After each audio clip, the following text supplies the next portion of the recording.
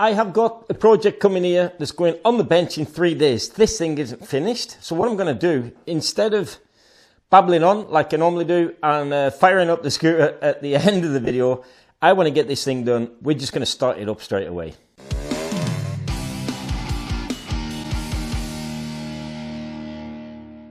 I built quite a few of these RT195s the last couple of years, and I haven't had one that's failed on me yet. So I don't think this is going to be the first.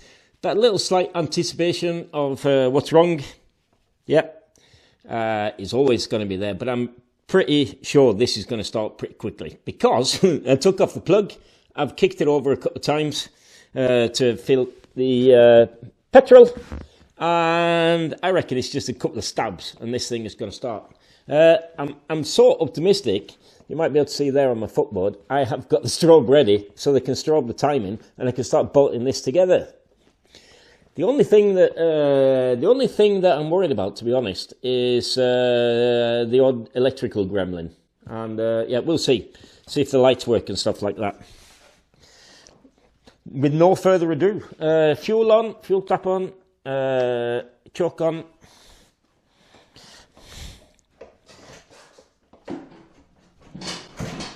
They're a bit stiff, aren't they, when you and the kickstart is sticking a little bit. My last build did that as well. I'm not sure what to do. Do we shim them too hard? But after a couple of goes, sounds like there's petrol in the car. But let's give it a proper kick. Oh. 1. Are we betting how many kicks it takes? 2. Oh, it smells like petrol. I've flooded it.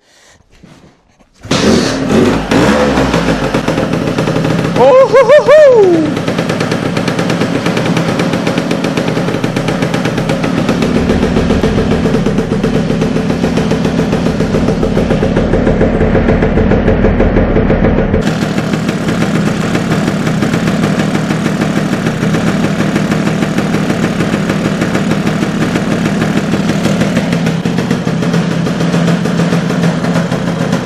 Oh, fuck.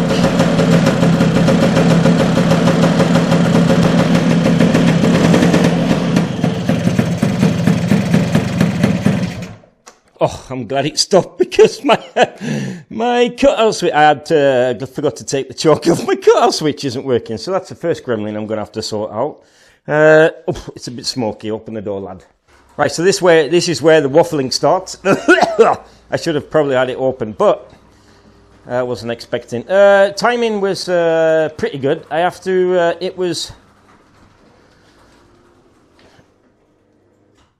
The timing was like slightly out about there. So I have to take off the flywheel, move the starter. It was just 1 degree. So what would that make it? If it's top dead center, that would make it. Is that 16 degrees then? 17. Yeah, that'd be 16 degrees. So I want to back it up a tiny little bit. So that's flywheel off. And I'll do that again. I'll do that off camera. So the cutout switch isn't working. What that can be is that I haven't connected the green wire on the wiring loom to the... that seems to be fine, actually. All connected properly. So that's not an issue. To the blue and white off the CDI. So that means I've got something in the headset. Now this is a brand new. I saw some guy on the internet who had bought a Casa Lambretta stop button, and it didn't work out the box. So I hope that's not the case. I hope I've wired it up wrongly or something.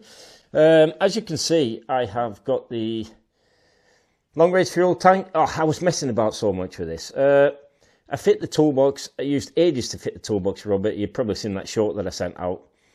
And when I went to fit the tank, if you go back to the first video when I took this apart, then you would have noticed that there was like some really strange petcock situation going on here, where there was an unoriginal fuel tap that you had to turn off, take the paddle off and turn off on the tank. Anyway, I kept that on when I painted it, so I've done loads of painting and stuff on that twice. And when I went to fit it, took off that unoriginal fuel tap, and some idiot has rethreaded them to another standard, so it didn't fit the Lambretta, and they cut it down as well. And talking to the owner, he decided he wanted to fit this, which is the BGM long range fuel tank, so that's fine. So I did that, but it did delay me by 2 weeks. I was so sure that I was being a good lad when it came to fitting the electrics on this, that I actually buttoned up the headset. Normally I don't do that, to be honest, but there you go. I buttoned it up and I've got a problem. Not a biggie. Because I've got a new wiring loom here, what I could do, I can ohm it. I can ohm the green from the rear here to the headset to see that there's no problem with that. And I can just find the correct side. Actually, I bought this on the thrift market just so I could use it on my Scootopia flywheel pulling tool, because I didn't have a 30. It's a 30. What an odd size. But anyway, oh damn, that's an odd size as well. That's for the flywheel nut. Being a mechanic, I really love it when people think, like I reckon on flywheel puller tools, the bolt head should be the same size as the bolt that you use to affix said flywheel. That's just me. Maybe I'm a pedantic, but it just makes sense. So I'm in there to use 100 different standards. Let's see if I can get this off. Went off okay. Right, so point to note. This is the new type flywheel from Vape, and it has 2 woodruff key slots. So what I want to do is, before I move it completely, I want to make sure, because I made a mark on this when I built it. There you go. The white spot, that is where the woodruff, where I have to fix it to the crank. Otherwise, you end up with an ignition. It doesn't really work because the other key slot, let me just take this off. The other key slot, and my woodruff key actually fell out, which is interesting. Yeah, the other key slot is for, which way is that supposed to be? Let's have a look. It's this one. This is the one for road. This is the one for variable timing and sport. So we're going to make sure we put it back on there, or my setting's going to go haywire and it might not even start. Or even worse, it'll start and it starts playing up once it's out on the road. I don't want that at all. So the scooter that's coming on the way is a Series 1. Quite an interesting story about that, which I will tell you when it turns up. But in the meantime, hopefully, if I get this sorted out tonight, I want to fit everything on this. I want it to be so finished that tomorrow night, so I was one millimeter out to the right. This is multitasking for you. I need to move that. Oh, and I think I'm gonna end up moving it too far if I don't. And by the way, that actually means that this starter on this particular build, is completely slightly off center to the right. There you go, that's better. I think that'll do it. I'll check the timings again afterwards. There you go. What was I going to say? Yeah, the Series 1 that's on the way, very interesting actually. Amazing guy. He bought a scooter, Lambretta Series 1. I presume it's not a frame breather, so I presume it's 59. Like most of the ones I've seen in Norway. I don't think I've ever seen a frame breather in Norway. I think it was sort of LD, and then they went over to the modern Series 1, the one without the breathy framey. So he bought that scooter. He's slightly younger than me. I think he's 50, and he bought that scooter when he went to school. And what's that, 30 odd years ago? 3 years ago. And it's been sort of partly built. They've tried to fit an Indian ignition, it's not worked. And he's decided he wanted an RT because he'd been watching the videos and he's seen that they've been really reliable. I haven't had one go bang yet, touch wood. And I'm starting to get used to they just like slot together. They're a real pleasure to build, to be honest. And right, now I have to keep my tongue in my right mouth. That one there, where did my woodruff key go? There it is. It would be nice if it stayed there. It's upside down, lad. Upside down. Boy, you hurt me. I think I have to kick it over to move the crankshaft so that's on the top.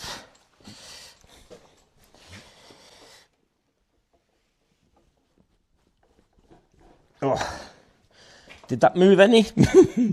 You're supposed to say, not there, not there. That one. That is there, he's there. There we go. Did it move now? It's at the top. Well done, lad. Well done, lad. Yeah, so that kickstart is a little bit stiff. It sort of sticks down. But I think that'll loosen up after I start using it. Because my last one actually was like that too. Let's just see. Fit that fucker back in.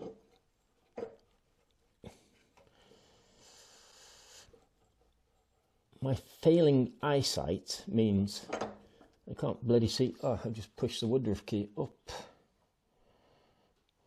My failing eyesight means that, and that horse there is out in the way.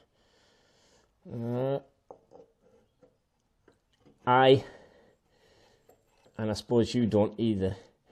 I never ever get bored.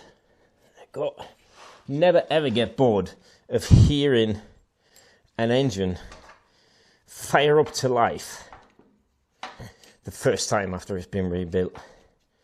What a great relief.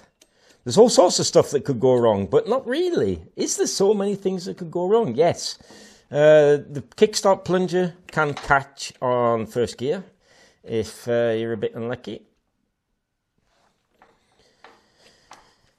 But otherwise, really, or it might not start at all because you've totally fucked it up somehow. But I haven't had the mispleasure of being there, which is I suppose is a luxury problem. That probably the next one that happens. That's the wrong way, lad. It's left-hand thread.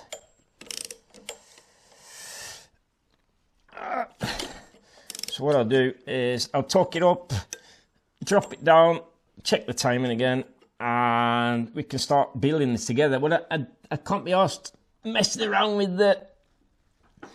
I can't be asked messing around with the. What can I not be asked messing around with, Rob? I'm not sure. I can't be asked messing around with the electrics just yet. I've got so much crap. I've got like the side panels, footboards on the floor upstairs. They have to be moved and fit on the scooter. Go. And I want to get cracking. Beer o'clock, I think. It deserves one, doesn't it? It deserves one, even if it is the middle of the week.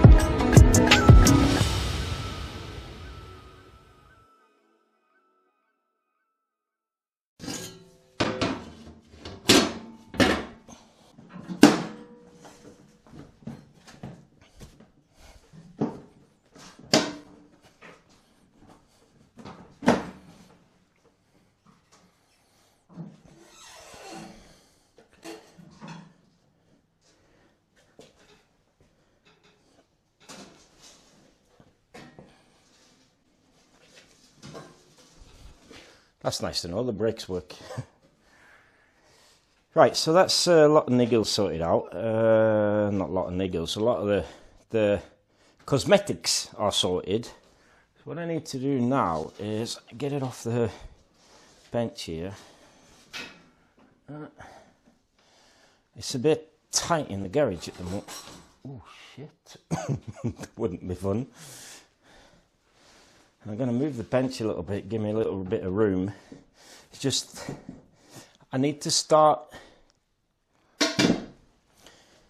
fire this up again because I forgot to check if the rear light is working or not. The funny thing about these is the rear light, 50% chance of getting it right, and I think 90% of the scooters I've built the last few years, I've got it wrong. What the chances?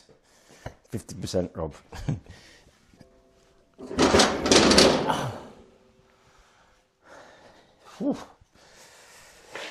Lovely day outside. It's actually a bit depressing. It's a bit depressing working in the garage when it's nice outside. I could have been riding. Oh, that reminds me. I need to shoot off an email to Oil Tech. I've ordered a long-range fuel tank for my sledgehammer. Yeah, I have to. He said it would be finished either the week before May, last week in April, or first week in May.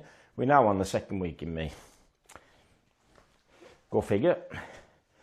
Looks like Tourid, my Series 2, is the one I'm going to be taking to the National Rally in Bergen. What was I going to do? I'm going to start it up. No matter how many of these I do, there's such a fantastic feeling of satisfaction when it's complete. It's just, some of them are hard. This has fought me a bit because we had to buy lots of reproduction parts that don't quite fit and a lot of fettling. And I said yes to do the paint. A lot of the paint, which I'm never going to do again.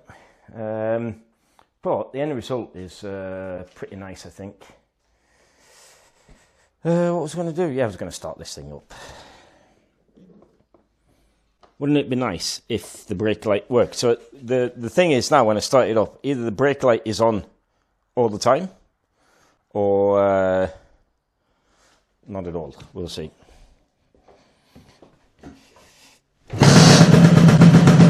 Oh, wow.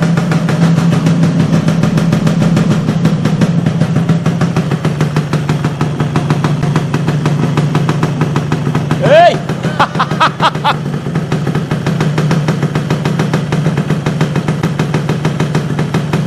Nice.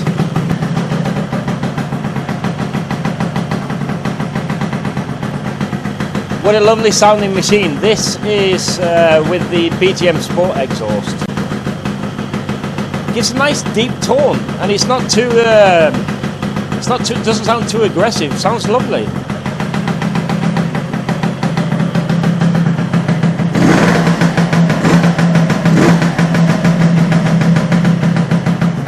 Before I start messing around with the kill switch, taking off the headset and stuff, I want to make sure that it goes into all the gears first. And it's lined up as well, not too bad. That's not too bad. There. Second. Third. Fourth. Lovely. Chuffed to bits for that. Don't even have to adjust them. That's not bad, is it? Get it in neutral again. There you go. And once I've sorted the electrics out, I need to. What a beautiful looking machine! This one of the nicest I've made, I think. Looks so lovely. The rear brake, amazing, absolutely amazing. Best rear brake I've ever tried. More on that in the next video. When I take this for a ride, I'm actually going to take it a ride to test the rear brake. But that. Very promising, man. That's so positive. Wow. Do you have to fit one of those SOUK sticky, not SOUK, it's Sticky's rear brake kits. That bloody hell, this is going to lock the rear brake, this is, which is good because the front brake, it works fine, not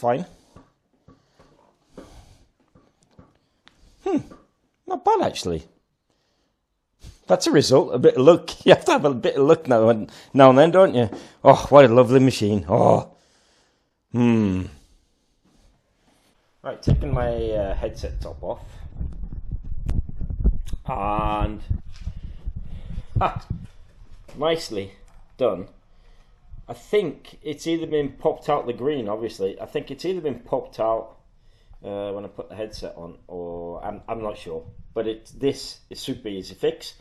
For some odd reason, the new cutout switch from Casa Lambretta has a blue wire. But basically, all I have to do is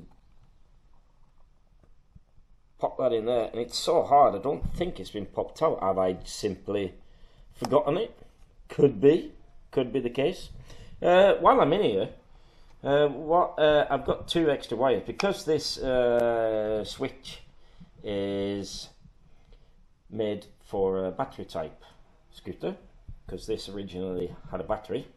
I got two wires left over, and completely coincidentally I saw that on the internet. I knew it wasn't an earth because I got all the lights. If I didn't have earth, the lights wouldn't work. But anyway, these two wires, they are, I bought some fancy wiring from from Scooter Centre, and I had to recondition this switch, which is a bit annoying, a lot of work actually, because no one had those Li2 type switches in stock. But so I've used the unoriginal colours on the, and I'm not sure. So I'm gonna have to look at my notes here. Actually wrote this down, which is not too bad. So white, green, blue. That's the grey, and white, grey. That is purple. And looking on the internet, it says that you can connect those to earth, because what's happening now is when I switch over from main dip to low beam, there's like an interval. It sort of turns off and then turns on again, so that's not good. So apparently, if the quick fix for that is fitting these to earth, which I have here, so I'm going to do that, and I'll button it down. And I'll start it up, and I'll take you a look around on it. First, I've obviously got to check that was the only problem with the cutout switch, but I think so. Pretty easy fix. Wow, what a nice morning I'm having. You'll have to excuse my racket. My wife is out working with the jet washer on the patio. Now I think I'm where I should be. Before I take this for a little spin and do the old grand finale of this video and this build, I need to start it up and see if the cutout works, and I need to see if I need to adjust the clutch. Let's prod it to life, shall we?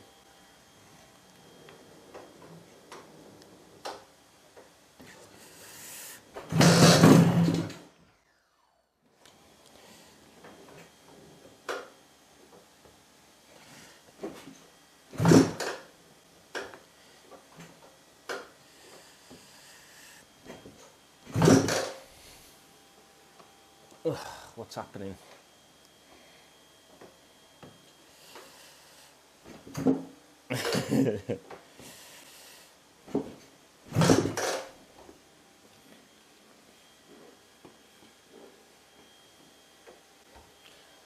These things are a little bit tight when they're new.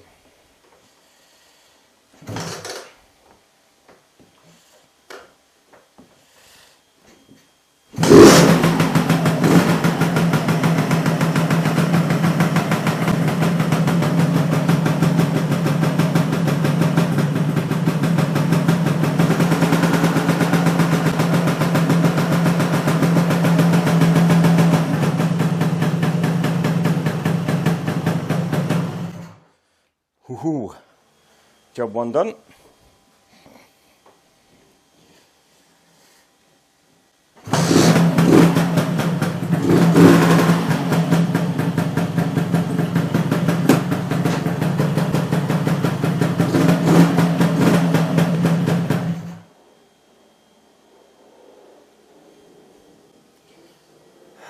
Choke on. Choke off, Rob. Start again.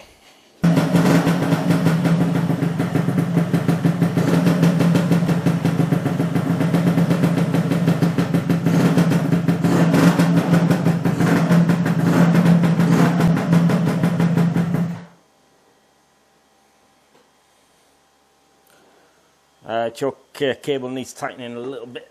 It's taken straight away. I like it to have a little bit of free play there. It does appear to have free play on the lever, but yeah, it's the opposite way around. Right.